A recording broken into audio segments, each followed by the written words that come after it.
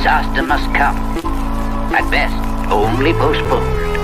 Shaolin Kung Fu, to survive, must now be taught to more young men.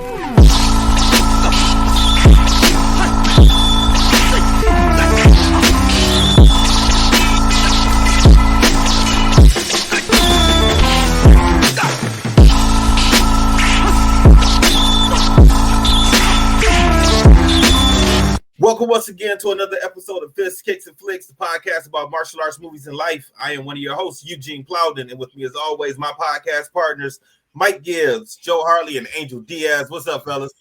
What's up? What's happening? If this is your first time with us, I want you to know we are members of the Martial Arts Inner Network. On Mondays, you've got Raw with Mimi and Lump. Tuesdays is CTE with Chris, Los, and Travis. Wednesdays is us, Fists, Kicks, and Flicks with Gene, Mike, Joe, and Angel. And on Thursdays, you can get the Inside Scoop with Alex and Jeff. For more information, check us out on all of our social media platforms. Just look for the Martial Arts Inner Network on Facebook, Twitter, Instagram, and YouTube. Fellas, it's showtime. What's going on?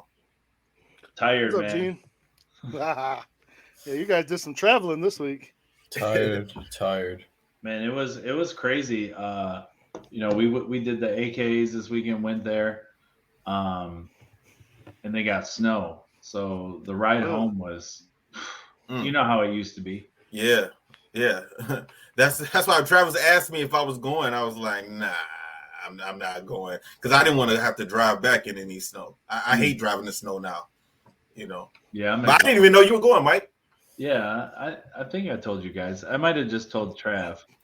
No, you mentioned it the other day. I thought so. Gene, just don't listen to me no more. Maybe. I don't know.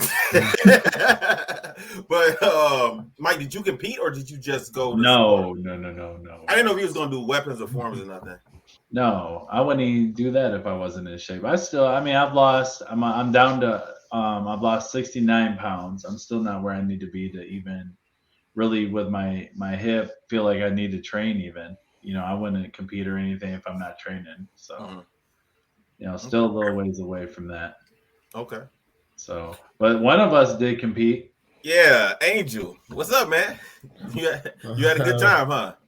Yeah, I had a good time, man. It was a good way to start the year. A lot of people actually don't know, man. That's my first time winning my division at a national tournament. So it was big. So it was congratulations, man. In all honesty, I love making fun of you. Yeah, for real. At every moment I get, but you fought very well. You look really, really good. It was awesome. Nah, man. Thank you so much. A lot of the a lot of my phone's been blown up, man, and a lot of people that saw me, again, like I said, they saw all the stuff I did, but if anyone really looked at the live stream and you see, as soon as I walked off the stage, I broke down. It was just something different for me. Never really had that good of a weekend, so That's why I came over and said what I said to you between. Yeah, hey, listen, man. To be real with you, I'm glad you did that because I needed that for that next round. You knew that. I could tell. So, yeah. Angel, great job. Angel, are you still in Chicago now? No, I'm not in Chicago. I'm back home, but I'll be honest with you. Like, I don't trust that I would wake up early for work, so I had to get a place that's like close to my job just for the night. Oh, okay. You sound different. You sound different. So I was just wondering. Nah, dude, I am. Yeah, it's not I didn't know if it was the acoustics or what. Okay. Nah, man. I am beat. Okay.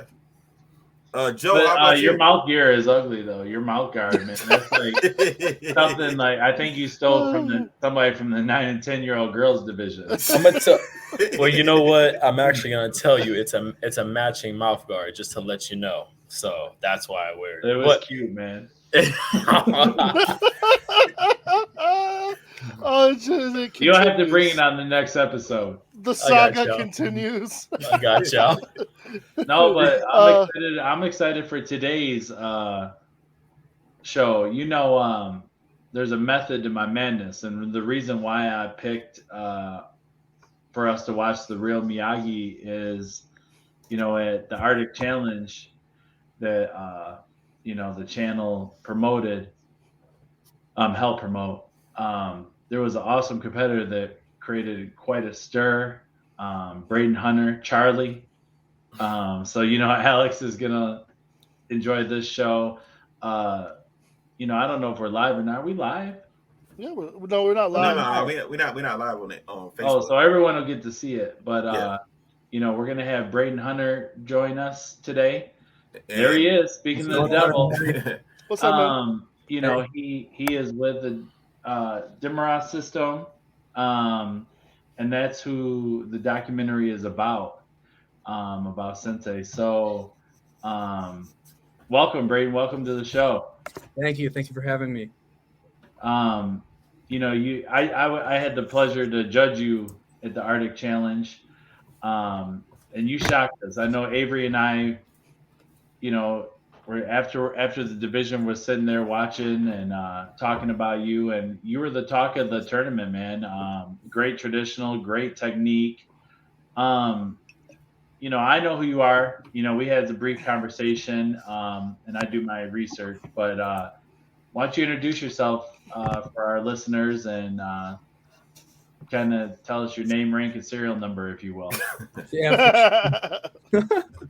Yeah, first off, thanks so much again for having me. It's a real pleasure to be able to chat with you all. So my name is Braden Hunter.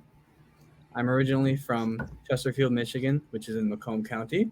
And I've been training in Genbukai, which is the organization under Shihan Fumio Damara, training with Genbukai of Michigan under my first sensei, Anthony Sorrentino.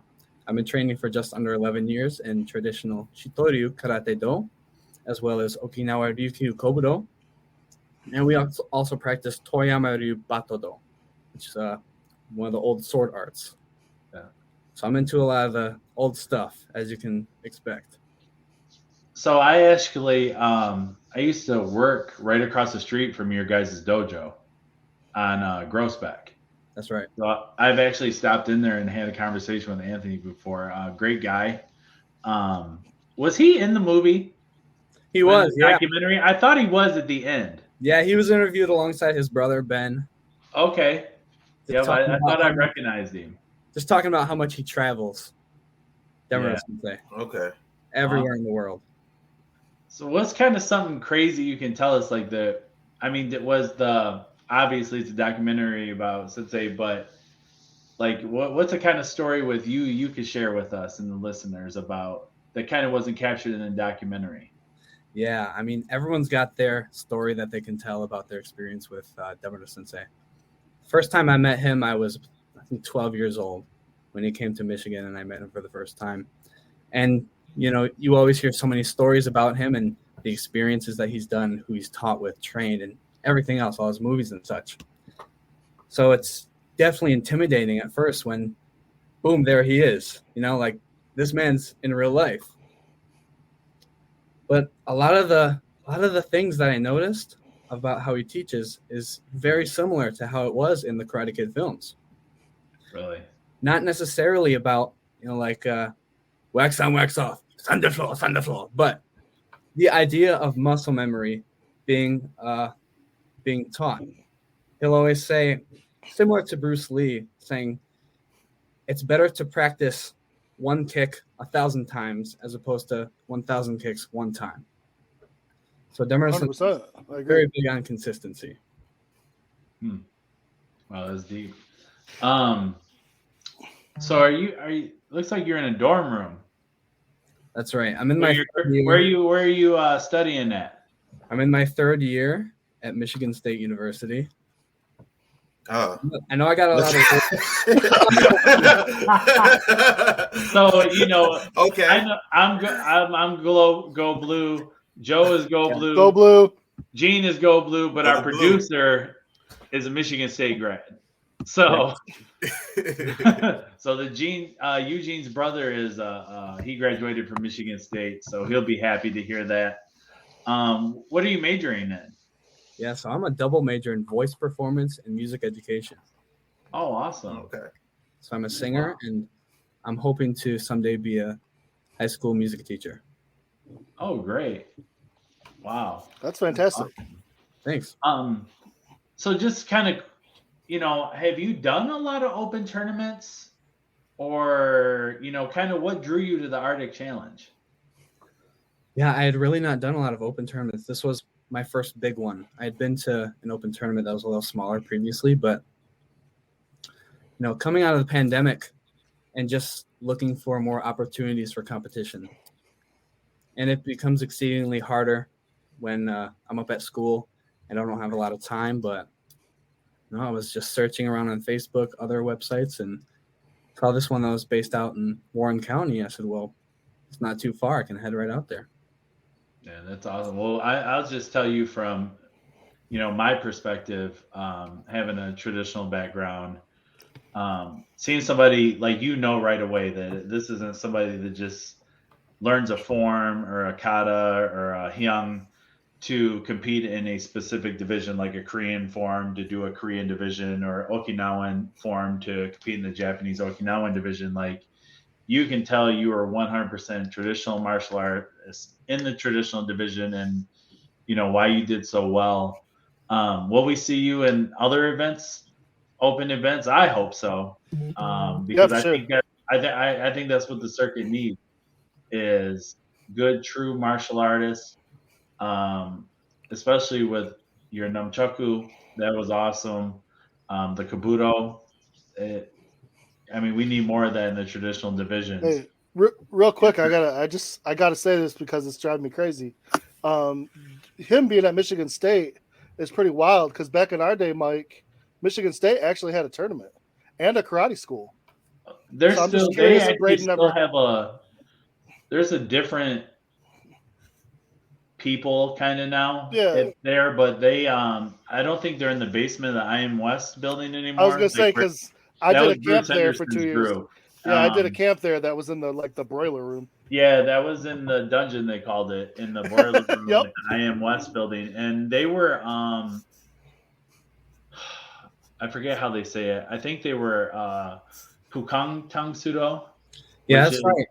As a matter of fact, I actually at the beginning of this academic year, I actually went out to one of their practice sessions to check them out and talk with the instructors and just see what they were about. And that's why I was curious if they were still running something there. Yeah, he was telling me about how long they've been running and their tournament experience and how they go out to Grand Rapids every now and then. Yeah, very cool, very cool. So they're still there. Okay, sorry to interrupt. I was just something that I couldn't get out of my head, because I have a bunch of trophies from there, and it was some really good memories. That's sweet. Yeah, it was fun. Yeah, it used to be a really big tournament. There's so Brandon, if you're familiar with the IM West building, my father used to go up in the press box and videotape all the black belts for me when I was an underbelt. And there's black belt forums, and they used to do one ring, and they would do only that ring, and then the tournament would start. And my dad has a picture, I think it's like 88 or 89. The black belt divisions were lined up from one side of the gym all the way across the other side. Oh, yeah. It used to be a pretty, like Joe said, it was a pretty big tournament, IM West. But so kind of back to what I was leading into, are we going to see you again out on the open circuit in Michigan at least? Yeah, I'd certainly love to get around more. It was a really nice experience, taking my background in traditional to this open environment. And it was a whole different world, I took my traditional martial arts to these traditional divisions, and I felt more comfortable. Whereas people might have seen in the sparring divisions, I was at a little bit of a disadvantage. I didn't fight as well, because it's a completely different type of sparring that it is. I had to experience. And so in preparation, I'll be honest, I was watching a lot of YouTube videos of people up in the open circuits and just comparing the way they fight to how I fight. And it's a lot different, but it was absolutely wonderful to spar against some really great martial artists and learn from them. And they were very inviting as well. They're kind people. I think that really tells a lot about your character and why everyone was drawn to you at the event. A lot of people don't like to step out of their element or their comfort zone, if you will. Especially, martial artists, because certain people like to stay in their sandbox, have their ego, and be big fish in small ponds, right? But you stepping out, I don't even know, was your instructor there, or did you just go to the tournament by yourself? Yeah, so I had let him know. Prior to the tournament that I was going to be doing it, and just showed it to him, and we had a conversation. He said, just stay true to yourself. Like Demura Sensei teaches, what he says is always remember your beginner spirit. So remember where you started, and that's always really important. So that's why I always try to do. And I took that to the tournament, and I did go by myself. I was home for the weekend from school for a little while, so I was hanging out with my family, hanging out with my girlfriend. So my mom showed up and was there to support me, as she usually does. But yeah, When, I absolutely when love. you said your sparring was a little different, like do you guys spar with pads? Yeah, we spar with usually the same gear. We normally don't wear headgear. Okay. Not always shin pads and foot pads, but we always got the mouth guards and the fist pads on. All right. Go ahead, Anything Angel. else? Like what made it different? I guess. Yeah, that was. Like what was one of the things that really made it different to you? I'm just curious. Yeah, I'm really not used to it. It seemed to me that at least one of the guys that I was against kept his head back all the time and wanted to always get that foot up there at my head to get those high points, and that's completely. A lot of Canadians will do that if the Canadians make it out. Oh, yeah. That you'll see a lot of that. Sorry, Angel, go ahead. No, so I was just gonna actually say I know how tough that transition can be. So just to kind of talk about Demura Sensei, I actually met him I want to say about 5-6 years ago. So I'm a part of Shotokan Karate of America, SKA, and they have a thing called Nisai Week in California, and it's where you just do traditional style kumite, and it is how you described it. It's only hand pads, a mouth guard, no foot pads, no shin pads, no head guard. And Demura Sensei and Tatsuo Oshima Shihan, they were there on a board, and it's kind of like an open weight style type of tournament, just all weights. You fight each other, get to the bracket, and then the final fight is in front of Demura Sensei, in front of Tatsuo Oshima, and I got the pleasure to compete in front of him. Got the pleasure to fight in front of him and talk with them after, and talking about how you said like that transition. I know how tough that is to kind of have to readjust in a way. And I think what you said was very true. Like you're staying true to yourself. And I always say like you don't ever want to compromise the technique just because of the environment. So I really give you a lot of kudos because I was commenting on your forms and your fighting and your weapons while you were doing your tournament, and it was just I thought it was amazing. So I just want to let you know you did an awesome job. Hey, thanks so much. No problem. Brayden, I broadcast. Go ahead, Gene. Sorry. No problem, man. Brayden, what got you interested in martial arts, and what led you to Demura Sensei school? As funny as it was, the Karate Kid films.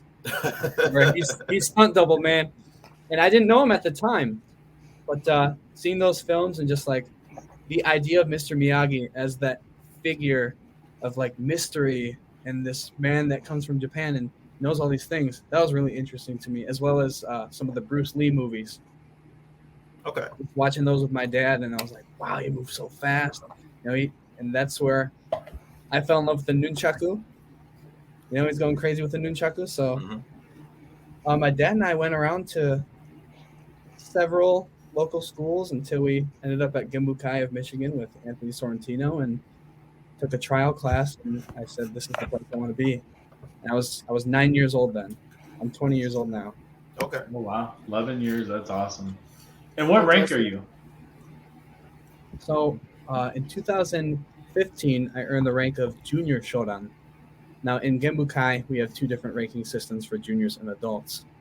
And so when you turn 16, you can start working towards adult ranks, in which you actually have to go back to white belt for adult and work your way all the way down to black. So right now I hold shodan, adult shodan in karate. I have shodan in kobudo, and I recently earned my shodan in Toyama-ryu Batodo as well. Wow, congratulations, man. That's a tremendous work ethic. Thanks so much. I know a lot of and I've trained a lot of juniors. I know some of them. I don't know if they'd be keen to the idea of going back to white belt. But yeah, because we had 4 seasons had a junior and a peewee system, but once you got like the peewee was 11 and under, and then all the way to 14 was junior, and then 14 and 15 was junior, and then 16 you could get a full black belt. But we didn't have to go back to white belt. I got a junior black belt at 15, turned 16, and just had to retest for a black belt to get a full-fledged black belt. And it Actually, was Scott similar Gorman to and the I same were test. talking about that this weekend. While we were waiting to watch Angel and watch Chris because they were in the same division. We were sitting there waiting, and we were talking about rank and things like that, and we were talking about the juniors, and there was some of the kids we were watching behind the stage on stage 3. They were just so young and fighting. But Scott was saying that he does something kind of similar. He don't make them go back to white belt, but they're kind of not like a showdown or a first degree, if you will. They're like a junior recommended, and then they have to test for their adult black belt still. So kind of what Braden was describing, but not quite. Yeah. So I think some schools do it. I think a lot of schools do it, but I've never heard going back to white. So that's really interesting to me. Yeah, and you'll advance quicker. Once you go from your junior showdown back to the adult rank, you'll advance quicker compared to when you first began. And the requirement is all tests showdown and above are in front of Demuro Sensei. Oh wow. Wow. So, one of the things, the documentary, and usually I don't know if you've watched our show, but Gene is great. So is Joe and Angel, better than me. I mean, they're. Oh, whatever, man. My attention span watching movies. I mean, it has to be something I really, really like to watch movies anyways. But these guys, they'll watch anything, and sometimes I tune out. But I mean, they think. Listen, really we deep. all have our own thing we bring to the show. That's why they'll think about like the movie, and they'll get really deep about it. I suggested watching the documentary because I watch anything martial arts documentary, I'll watch it. And I watched this a while ago, and then you and I had a conversation in between, and I knew about Anthony, and I knew he was with Dimara. So I'm like, I'm going to try to reach out because we were already friends on Facebook. I was like, let me try to see if we can get him on the show. But, usually Gene does a great job of breaking down the scenes and, kind of going through the movie. But with it being a documentary, we're kind of talking before we went on the show that's hard to do. Mm-hmm. But going to the documentary, it spoke about Sensei's health. And, how's his health now? Because I believe this documentary is probably, 3 years old, maybe 3 or 4? A little bit more than that. I got to see the premiere in 2015 in California in February. So how's his health now? Yeah, so it's like it said, back in 2011, he went into a coma. And he was out for a while, and then, it's just like the stories he tells. He tells it at the banquets all the time that the doctor said, 95% chance he's not going to survive. And he says, I don't give up. And he's back. So since then, he's been all right. He always loves to travel. He does not want to stop traveling no matter what. Kind of towards 2018, or might have been a little bit sooner. He had to stay for a little bit and just take care of himself. Yeah, he's always monitoring what he's putting in his body, and everyone's helping him. But that's good. Not as much pizza anymore. Yeah, laying back. They said he loved his pizza. They said he ate a whole pizza, not just piece of pizza, a whole pizza. Yeah, I mean, that's crazy. I mean, I get it. Before I could have trained with him, Joe. Yep, that's what I was saying too. I was like, oh, this is my kind of training. Before I was alive, man, I've seen videos and pictures in the dojo and around of like just his muscle, and like he's not very tall. He's not a very tall person, but like his structure and his core strength is just so all around. And he's very precise. Everything he does is precise.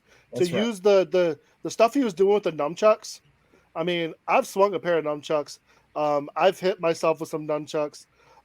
It's not an easy thing. And then to be precisely hitting cups out of people's mouths, like that's not an easy thing to do. And he was doing it like no problem. That's pretty Yeah. crazy, and I've I really been enjoyed using- that. That was I've been crazy. using Numchuck a long time, but I'm not going to do something like that. I'm not going to. Oh yeah, like well, and then you got another guy, Gerald Okamoto told another story where he watched someone try to do the same thing and broke the guy's jaw. So I mean, that's not an easy thing to do, and it takes a lot of trust on both ends.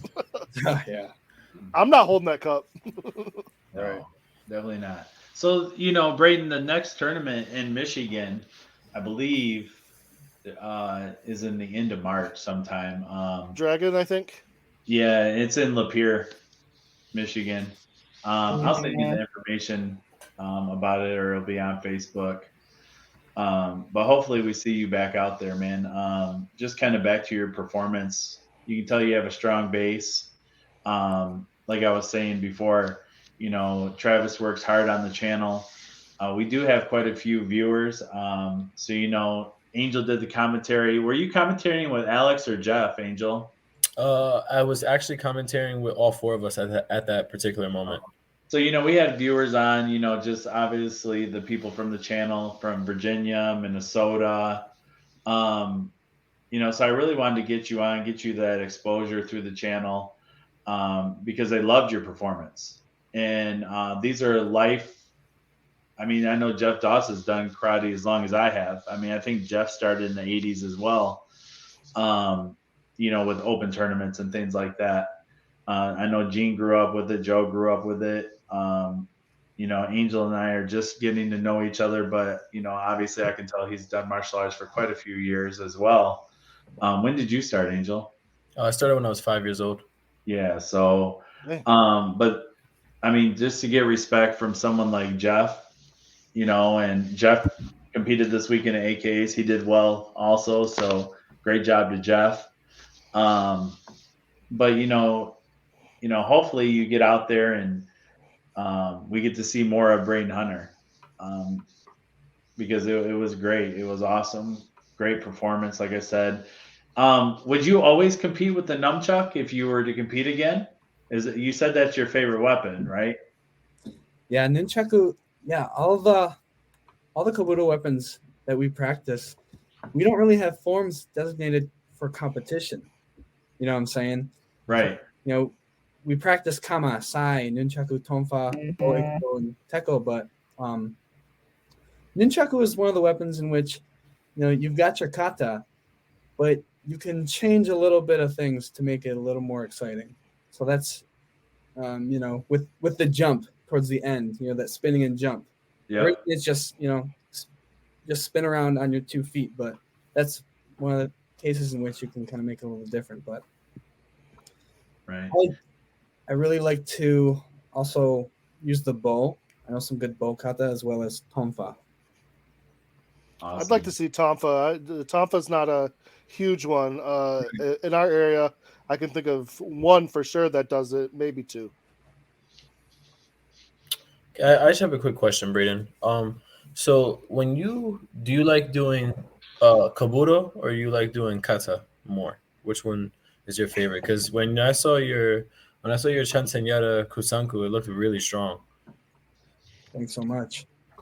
Yeah, so I've always learned karate and kobudo like hand in hand. Okay. All my life, it's just been karate, kobudo, and they're just kind of working together because it's just as I always reference Demaro Sensei and how he teaches. He says, you can't practice kobudo without having karate experience. So as one art is getting better, the other is getting better as a result. But as in terms of what I like better, probably empty hand karate, because I'm not always going to have weapons in my vicinity. I'm always going to have my own body. I can always practice anywhere. I like that. 100%. Yeah, that's deep. I like that. I got something to say, Mike. Yes. So there was a couple things that I noticed that were added to the Karate Kid films, like the house being a dojo.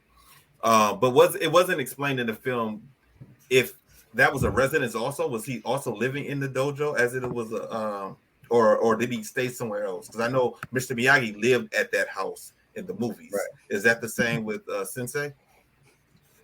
I'm actually not so sure about that one. Okay. Might have to ask somebody else in the organization. Okay. Now, did you guys notice also that the patch on his uniform was also the design of the headband that Daniel wears in the movie? I I did. did not notice that. No. Brayden, Yeah, see, I caught that's that. what I'm talking about. I don't notice things like that when I'm watching movies. These guys, man. Yeah, I First was thing like, I noticed. I was like, wow, that's sweet. That was like this. It's the patch that's on Sensei's uniform. Is Daniel's headband. Yeah, Yeah, the and first time I watched it, I said, I think that's the same. And the second time I paused it, and I was like, oh, heck yeah, it's the same. So that's crazy. yeah, y'all got the details. Where that actually comes from, and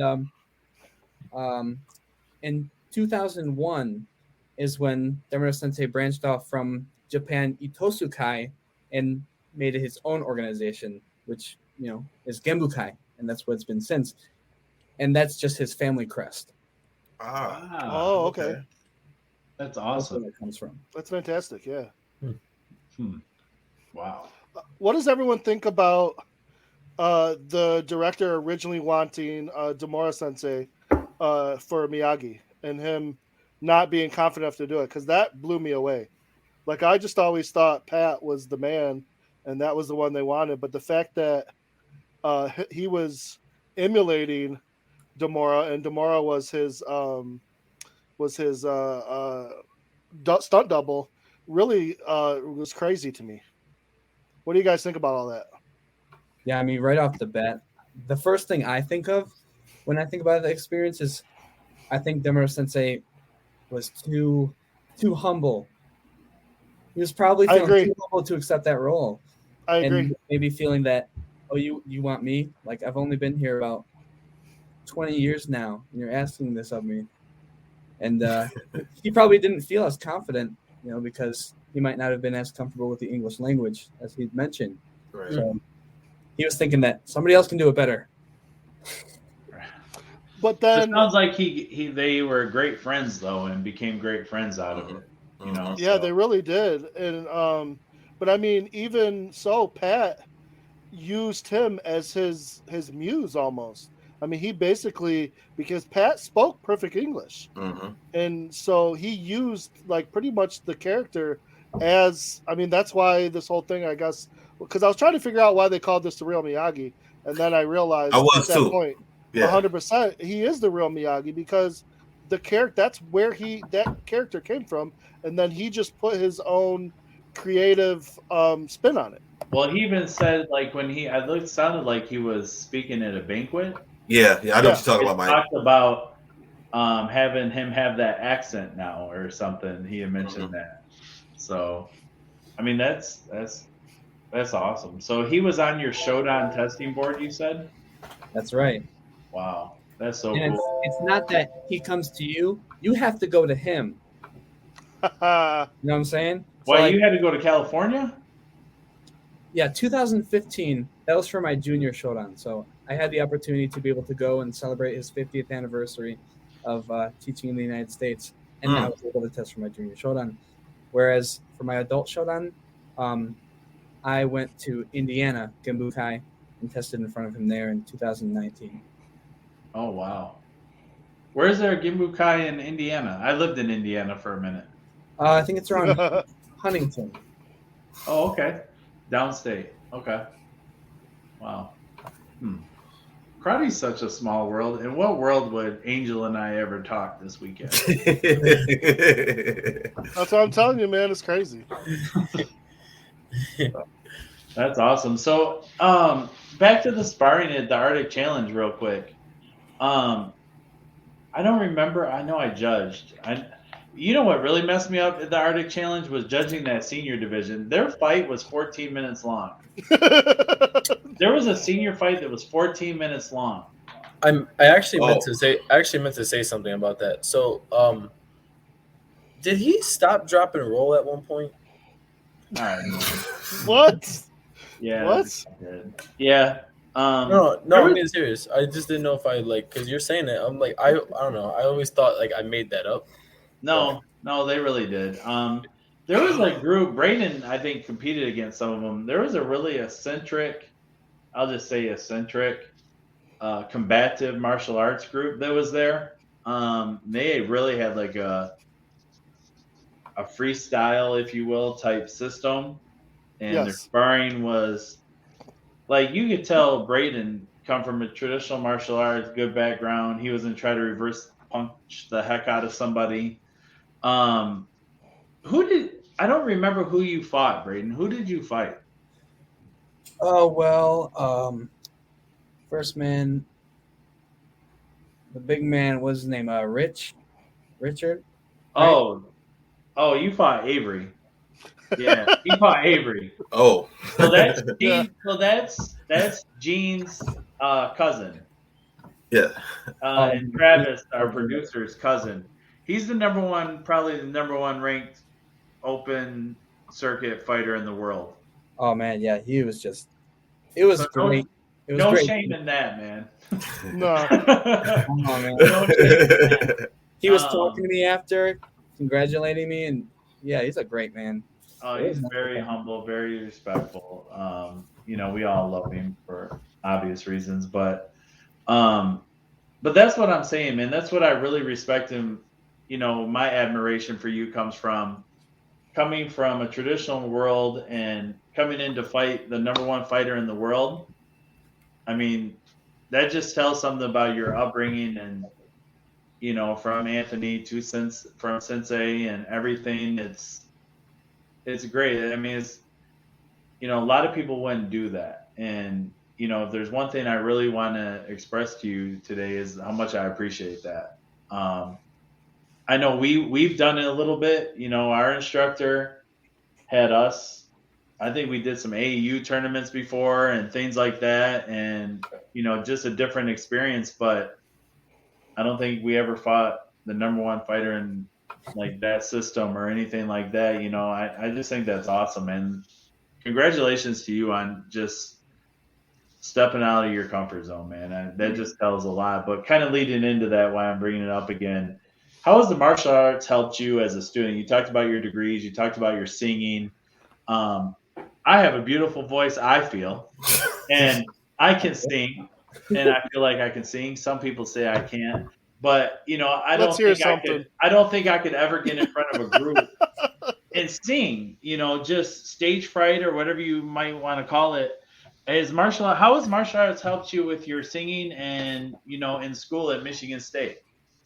Yeah, for sure. I mean, like, I just saw Angel. He was looking like, this man can sing. Yeah. I thought you were fine, but yeah. Anyways, Angel and I already have a love-hate relationship, so don't look at Angel, man. It's all right. Yeah, I invited many of my friends in the College of Music here to watch this broadcast, so hopefully they're tuning in and can understand. So what I love. Travis might be able to put it live. He might be able to. Yeah. Hey, before Braden answered that, why are we not live? When did we quit going live? What did you guys do to get us kicked off live? That was me and you. Actually, it was me and you, Mike. We got kicked off live? Because some of our language. Travis, put us back on live. I don't know if you can tell. I'm a changed individual. I'm not a changed individual all the way yet. But go ahead. Apparently, I have an HR problem, so I'm not politically correct. Braden, are you a vegan? No. Okay, good. Joe don't like vegan. I never said that. No, never said that. You have to go back and watch or listen to some of our last episodes. Joe, he just don't like Russians or vegans. But anyways, I'll take a look. So how has it kind of helped? You said you mentioned some of your student body there. You've invited to watch the show, which thank you. We're trying to make the channel grow. We're trying to spotlight martial artists like yourself and, just kind of build a family, Yeah. So how has it helped? Yeah, any way I can help. So the similarities I find between martial arts and any sort of music is the idea of self-practice. So, I've been singing with my family ever since I could talk. Just watching movies, all the Disney stuff. We grew up with that. So having that idea of building upon a foundation is really what appeals to me between martial arts and music. So when I was 9, it was a lot of the lessons of discipline and strength and self-practice and control and all those things, and carrying yourself in a way that you want to be carried and, impress people and be humble and all those things. And it's the similar thing with music. You want to practice and get yourself to a really good level, be presentable, be able to express yourself in a way that is true to yourself, confident, but not over the top and cocky. And so with these two attributes in my life, it's just benefited me to become a confident performance-based person. And the stage fright thing, it still exists with Really? even famous singers. Absolutely. I'll still get just a little nervous, but it's come to a point where I can suppress it and do what I need to do and come to my spirit and remember, okay, just calm down and get in this moment and give this performance. So it's the same thing when I'm on stage or when I'm on the mat presenting kata. That was gonna be my question. I was gonna ask him and be like, do you find like the nerves are any different between performing on stage and doing it at a tournament? Or I know for me, I get nerves when I have to like perform my kata in front of my sensei. Like that to me is like the most nervous I'll ever get. So I wanted to ask you if you feel like the same way, and do you handle them both? Do you handle the pressure or the nerves the same way, even because they're two completely different environments? Yeah, for sure. I'll usually handle it the same way and get in the same state of mind. And for me, it feels comfortable if I can take deep breaths and just keep my body loose. So my kata can be to the highest potential that I can get it. And the same thing with like a song performance, for example. I got to keep my body loose, even though during a performance I'm still, but I don't want to be stiff and have any tension. Oh, okay. My sensei Richard Plowden, he told me a long time ago. I had a conversation with him. I might have been in my 20s, and I talked to him about nerves because I thought nerves were bad. I thought that meant that I felt like I wasn't prepared. And he told me, no, it's actually the opposite. He said being nervous means you want it. And as long as you want it, it's okay. Because once you throw that first kick, once you throw that first punch, once you go out there after you bow and everything, you clear your mind, those nerves really go away. And it's always has reigned true. So it always made me think a little differently about being nervous, because I used to think it was a bad thing. But he literally, he told me, when he told me that, it made me think of it differently. And now I try to tell other people that when they talk about being nervous or getting nervous about something, because it really, if you look at it from that perspective, it definitely flips the tables. And I've always remembered that even from then. So I like that. That's just my own thing that I took away from that, and that helped me a lot. Braden, in the documentary, Demura Sensei's, they used to do a lot of demonstrations. As you were coming up, did you in your school, your dojo, did you guys go out and do a lot of demos also? So we did something called the Karate Spectacular, which is credited to my sensei's wife, Aya Sorrentino, and she had the great idea. I think first one was in 2010. And she said, what if we put together like a big demonstration each year to the community and just give a show of what we practice? And we've done that every year until I think about 2016. And then we started doing some tournaments. But yeah, we've done demonstrations. And honestly, we can credit a lot of our ideas to Demura Sensei and his demonstrations that he used to put on all the way back in the Deer Park, California. And then his annual demonstration at his anniversary Goodwill Championships in Santa Ana, California, and his worldwide demonstrations that he was invited to. And the legacy lives on through other people. Now, Anthony, do you know when he started training with Sensei? I believe it might have been the early 90s or the late 80s. Wow. So your lineage is long then. That's right. Wow, that's awesome. Awesome. Wow. I mean, I just think it's great, like how great the martial arts is. As I get older, I sit back and reflect on, not so much just like in the beginning, it was like the sport aspect of it and things like that that I really loved. And now that I'm old, you sit and think about where I'm at professionally in my career, my family, things I've done, things I've been through, things I've gotten through in life. And, a lot of that relates back to the martial arts and martial arts relationships that you build. And, just, knowing Joe and knowing Gene and, coming kind of from the same martial arts background, we all kind of have very similar stories. But like meeting Angel and hearing Angel's story and how he came up and, the trials and tribulations with, instructors and your admiration for your instructor and sensei. And, I think when people are good people and good characters, one thing I always say about, like Mr. Plowden's people, everyone's professionals. Everyone's has jobs. Everyone is successful people past, competing in martial arts. You with your singing career and, having to want to be a music teacher. I think that all goes hand in hand with your martial arts upbringing and it'll go on in life. So, kind of like passing the torch down, is one of your goals in life is to eventually teach martial arts as well, Braden? Yeah, so my role as a student still training in Gembukai, I train in my class, the adult class, but I'm an assistant instructor anytime I'm available. Recently, it's just been Saturday mornings because I've had school throughout the week and just being here. But whenever I come home, I love to be able to go in and train with my fellow martial artists and instruct to help. It's definitely an option. It's definitely one of my options.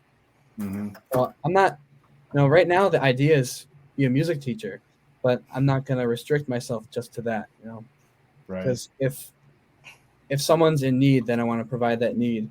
If I really have the love and respect for those people, and any way that I can help and benefit people for the future. Now, hold on. You said your fellow dojo mates, if you will.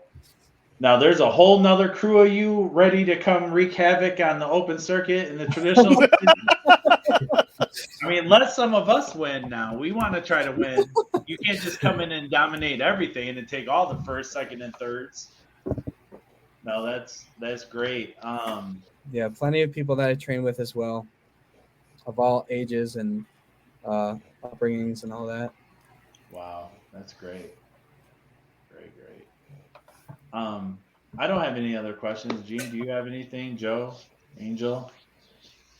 I just wanted to piggyback real quick off of what you were just saying about how karate affects all aspects of our life, because I found that out firsthand recently. I had been out of karate for a little bit, and I got married, started a family, 3 wonderful kids, and karate literally called back out to me when my son got sick, and through my instructor, there's a program called Kids Kicking Cancer. I got pulled back in to the martial arts that way, and something you don't think about karate in that way until you hear about this and you go and you see this wonderful program that I not only got to bring my son in and help him heal, but I also get to be an instructor with that program as well, and literally, revitalized my martial arts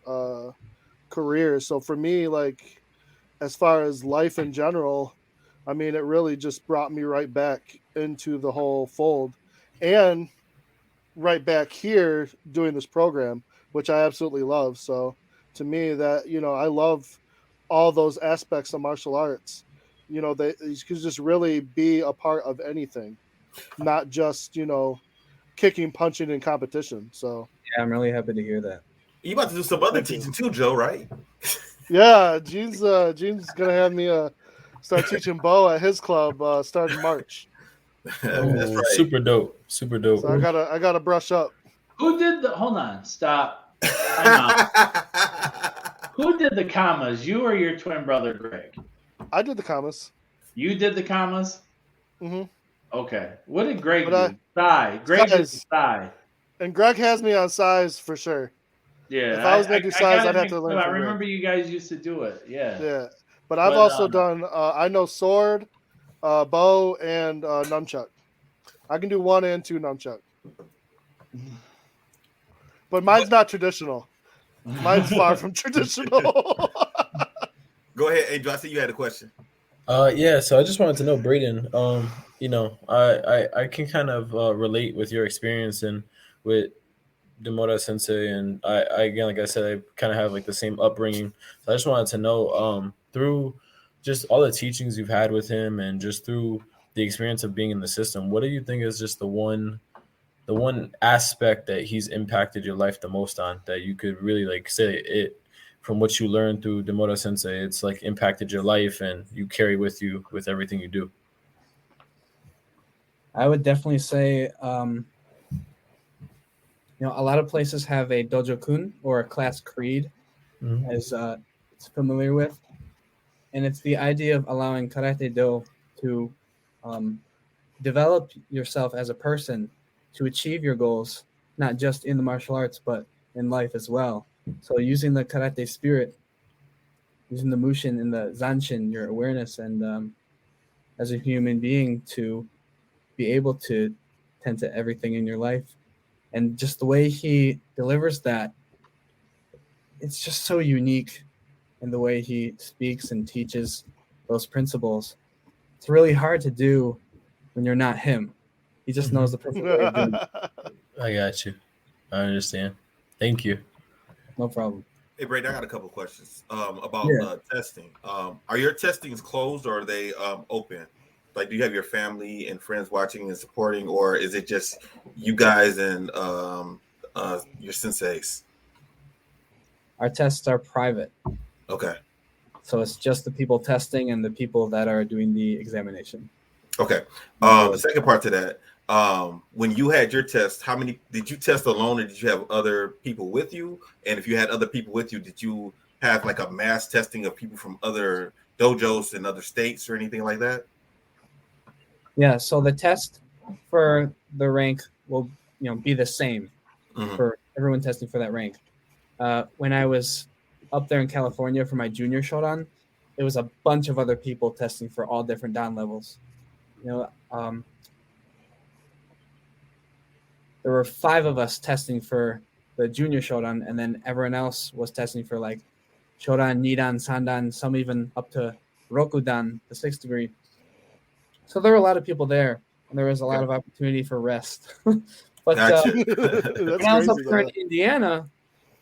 in Indiana, I just happened to be the only person testing for a down level or a black belt ranking. So you were up by yourself testing? That's right. And that would have been nerve-wracking. No breaks. Wow. Exactly what you would expect. So, and Demora Sensei was up there with a couple other black belts on either side, and he said, "Okay, Ducata. Okay, Kihon. Okay, Kumite. Okay."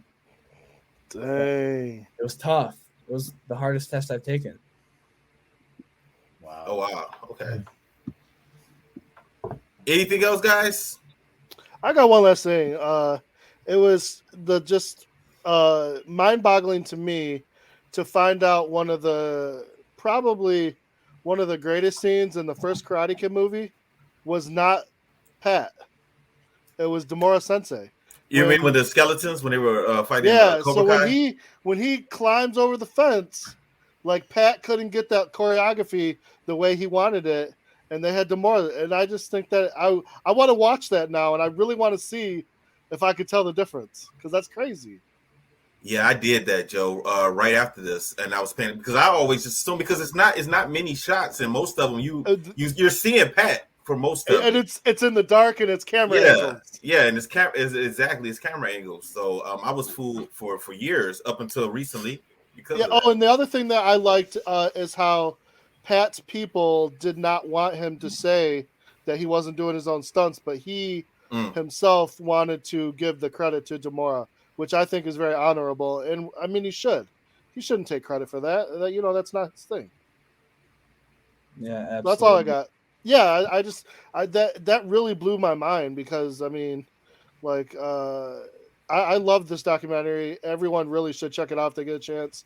It was fantastic. So yeah, that's the thing. I mean, we need to really blow this documentary up so people understand and watch it, especially with how popular the Karate Kid with the Cobra Kai and all that is now. Give credit where credit is due. I think it'd be great to get the exposure. And Brayden, I think you're a great representation to it, to the lineage. Thank you for coming out to the open circuit. Yes, thank you so much. Appreciate it. Opening our eyes and giving us a lesson in traditional martial arts, and hopefully we'll see you in March, if not sooner. So thanks for being on with us, man. We appreciate it. I absolutely look forward to working with all you. Appreciate you guys so much for having me on. Thank you. All right, we'll see you again soon, bud. Thank you. No problem, Brayden. Good luck to you. See y'all. Good luck. See ya. Yeah. Man, I feel like we are inside scoop. Doing interviews. But that was cool, man. Brayden's real cool. Yeah, Brayden. Yeah, it's very nice. He was very humble. So I don't know how we became friends on Facebook, because I was trying to find him and I couldn't find him. And somehow, and I knew his instructor's name. So I looked up his instructor's name on Facebook, and I was already friends with him, with Brayden. Wow. Which I don't know how that happened. And, but, Such people, a popular guy. Well, no, people, friend requests or something. Maybe because I used to post a lot of videos. Right. So maybe that was it or something. But, if somebody has a karate uniform on, I just accept them. Yep. I mean, that's you got to write a my passage. people are, and there's some I don't know or never even met, but he was very humble. So I had to use the restroom from judging all day when you guys were making fun of me. And, I sat and talked to him and I was like, hey, you're great, this and that. And I asked where he was from, and I recognized the patch. And he had trained at Anthony's school in Clinton Township. And like I said, during the interview, I went over and talked to him before. Great traditional school. They actually have a beautiful school. So, it's like people like that, me having a traditional base at heart and then coming to, Mr. Plowden's school. I like to see that. Like I said earlier, I don't like to see the Korean people that learn the Japanese form, or the Korean people that do a soft style form just to compete in another division, but that's one thing I'm starting to like about the open circuit a little bit. The traditional people are starting to win, real traditional people, not just people cross styling, if you will, the traditional people are really starting to win. So it's making great competition, but what's the next movie, man? Who's gonna pick? What are you guys looking for? We got a list. What's on the list? Whoa! Hold on. When did we start having a list? I Joe, said a list why a while are you ago, going? Yeah, Joe made a When list. was this? Before I came back? We've hit most of the stuff on that list. Hold on. I had to get a new list. Stop. Oh, because that's the reason why he didn't even. That's the reason why he didn't even watch the shows, because we were going off the list. There you go. Yeah. So what's on the list, Joe? The only other thing that's really on there, I think, is like the rest of the Ip Man movies. Man, stop. I knew that was coming. Save that movie for a week. I can't be on because of work or something. But they're not the 2, Joe, 3, I and don't 4. care. Joe, the first one's always the best one, and the first one had captions.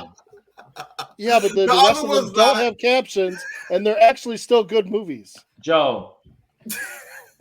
You're getting Joe. Listen, I was going to suggest one that Mike and I saw in the theaters. So What's that? Exit Wounds. Man, that movie was good, bro. Steven Seagal, Michael John White is a bad guy. Okay, let's do it. I haven't seen that in a long time. Hey, Let's do I want it. you to know I love Joe Hartley, man. Joe. Joe's I got a good story for this movie, by the way, that I'll tell off the. It's not. It don't make you look bad. It actually makes you look good. No, it makes Mike look good, but you don't want to talk about it on the podcast. That might get off the podcast. But no, it's man. We used to go to the movies a lot. Yeah, because I had a friend that get me in for free over at the United Artists. Yeah. Actually, I knew everybody there, so I just walk up and walk in. Angel, I don't think. Hold on. In fact, I don't think I paid for that for like 2 years. But you didn't get all the way home, or you just? He stopped by his work so he can get there on time. He had a hotel. Oh, okay. Yo, man, I'm telling you right now, that ride home put an extra 2 hours onto me. Listen, no joke. I was supposed to land at like 11. I didn't end up landing till like 4 or 5 p.m. It just delays, and then one of my, like in all seriousness, I'm actually not in a good mood because my karate bag with all my gear, my awards, everything, that's lost. What? Oh, They'll find it. No, they won't. No. It's lost, and then my suitcase that actually came back with me on my actual plane, they broke it. It sounds like I know you had some bougie luggage too. Probably Gucci. No. I see him as being Louis Vuitton. I see him Louis Vuitton. He's so Gucci, man. You should have seen how he. Listen, man. This guy showed up in the uniform, crispy, like with creases down it, like a traditional gi, but it was an open gi. Glove, shiny, new, matching, bedazzled mouthpiece. Ridiculous. Listen. I hope he lost. Listen. I was rooting against him. Listen. Hey, we got to close out the show, man. Listen. You can't just rip on Angel the rest of the night. Listen. I told you I was gonna. Listen. Let me let y'all know. We got done, and Mike looks at me. He goes, "Damn, you beat me today." He goes, "I guess I'm gonna have some words for you on our show." Yeah, so, he did. He got it. Listen. In all seriousness, though, nah, man. Man. Like my suitcase got destroyed. My bag is somewhere in the Chicago airport that no one knows like where it is. So I'm like, Did you have a meltdown? Did you have a meltdown in the airline at the airport? You can tell he did. Look at it. Yeah, it looked like he did. Yeah. Like, man, come on, man. Don't be messing with those agents, man. Don't be messing with those TSA agents, man. You gonna mess around and disappear on us, man. Listen, man. Don't mess with them, man. Don't have no breakdowns at the airport. I walked away from my cousin one time because she got ready to flip out. That's a whole nother story. All right, yeah. Now we got way off topic. All right, y'all got any closing remarks? Anything? Well, I do. Go ahead, Mike. About AKA this weekend, it was great to see Inside Scoop Jeff Doss out there. Yeah, he was in the Grands runoff. Looked like old Jeff. I mean, that dude don't age.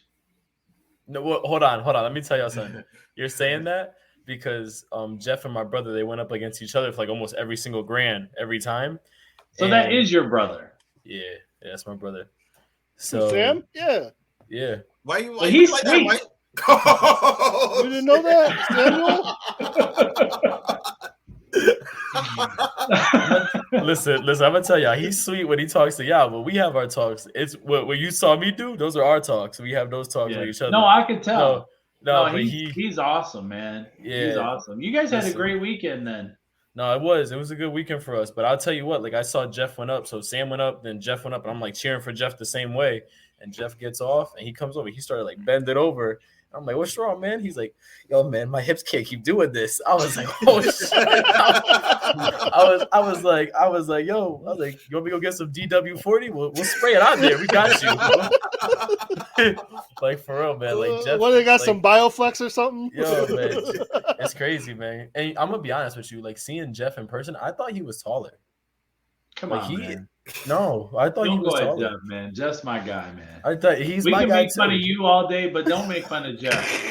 I thought he was taller, but I love Jeff. Nah, the person that got cursed out the most at AKA was Alex Dingman. That man got cursed out 5 times. Let's 5 talk times about on Friday and 5 times on Saturday. No, he Hey, got cursed. Yo, I he don't got think- cursed out. I don't He got think cursed Alex out. can ever go in New York City ever. Yo. He's not wanted in New York.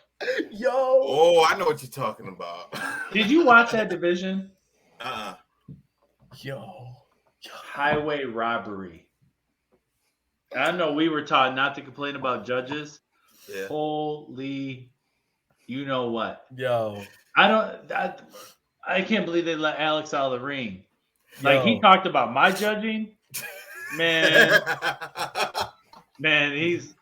Yo, let me tell y'all something. I was scared for him. I stood by the ring. Honest to God, I'm not exaggerating. No, like for real. Like Alex was about to get messed up. I'm not even front. It was bad. Like I stood there because I thought there was gonna be heat. And I'm gonna tell you how bad it was. I probably would have let him get hit, but bro, I'm gonna tell y'all two things. One, was the so first thing is that happened. They moved Alex to like the next day to be in the junior rings, and he almost got cussed out by the parents of the junior rings. I was like, yo, how are you doing this, man? Like, yo, But- what are Alex you is doing? Alex. He's gonna do what he wants. it wasn't his fault. Though, hold on, though.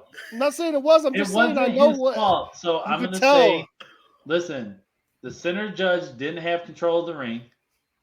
Yeah, it's true. I'll just leave it at that. I'm not gonna say who it was. Mm-hmm. And then whoever else was judging, I'm not gonna say who that was. Alex was probably the best judge out of all those three. Mm-hmm. But that whole ring was It was heated, huh? it was Hey, Mike. mean. Now who needs to go talk to HR? It was bad. And Yo, at one point I told Alex, I said, yo, I think people really just hate you. He goes, no, they don't.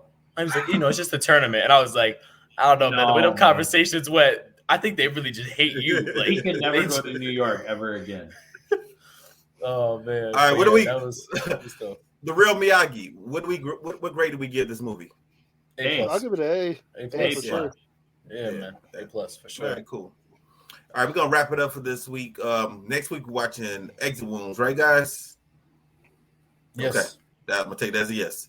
All right, for everyone here at the Martial Arts Internet Network, Fist Kicks and Flicks, stay safe, stay strong. We'll holler at you guys next week. Director, play our music. Disaster must come. At best, only postponed. Shaolin Kung Fu, to survive, must now be taught to more young men.